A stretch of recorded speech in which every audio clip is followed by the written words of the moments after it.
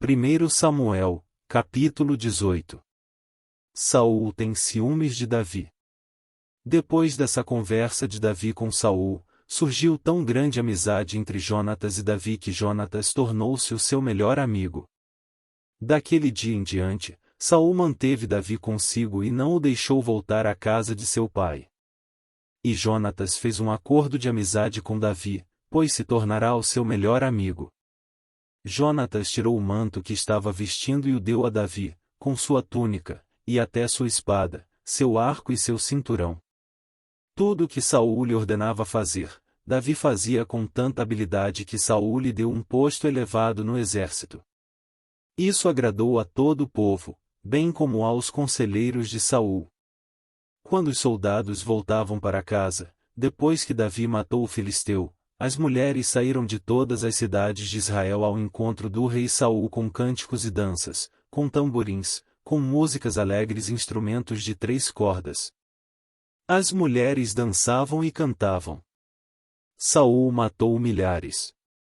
Davi, dezenas de milhares.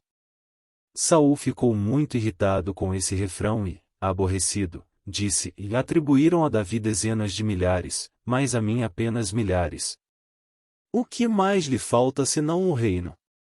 Daí em diante Saul olhava com inveja para Davi. No dia seguinte, um espírito maligno mandado por Deus apoderou-se de Saul, e ele entrou em transe em sua casa, enquanto Davi tocava a harpa, como costumava fazer. Saul estava com uma lança na mão. E a atirou, dizendo: Encravarei Davi na parede. Mas Davi desviou-se 2 vezes.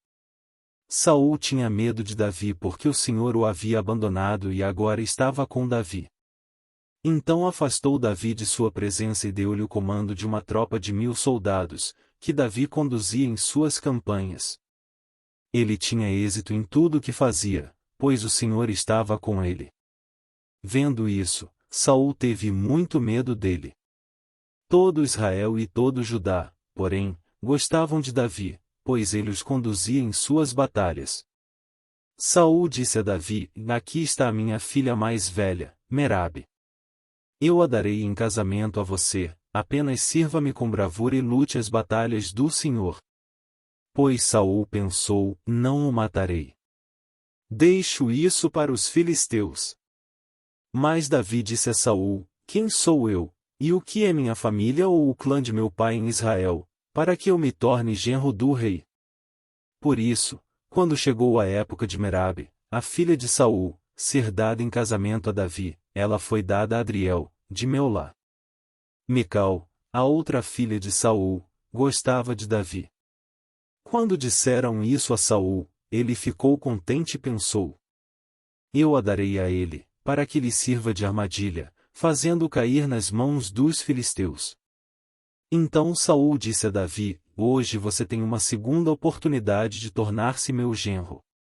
Então Saul ordenou aos seus conselheiros que falassem em particular com Davi, dizendo: O rei está satisfeito com você, e todos os seus conselheiros o estimam. Torne-se, agora, seu genro. Quando falaram com Davi, ele disse: Vocês acham que tornar-se genro do rei é fácil? Sou homem pobre e sem recursos.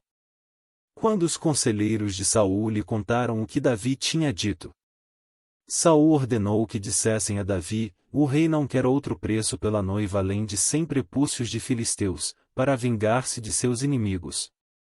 O plano de Saul era que Davi fosse morto pelos filisteus.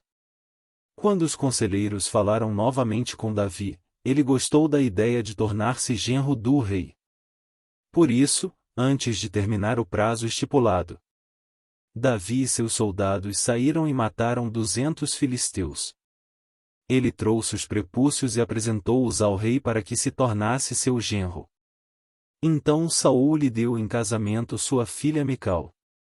Quando Saul viu claramente que o Senhor estava com Davi e que sua filha Mical o amava, temeu-o ainda mais e continuou seu inimigo pelo resto da vida. Os comandantes filisteus continuaram saindo para a batalha, e, todas as vezes que o faziam, Davi tinha mais habilidade do que os outros oficiais de Saul e assim tornou-se ainda mais famoso.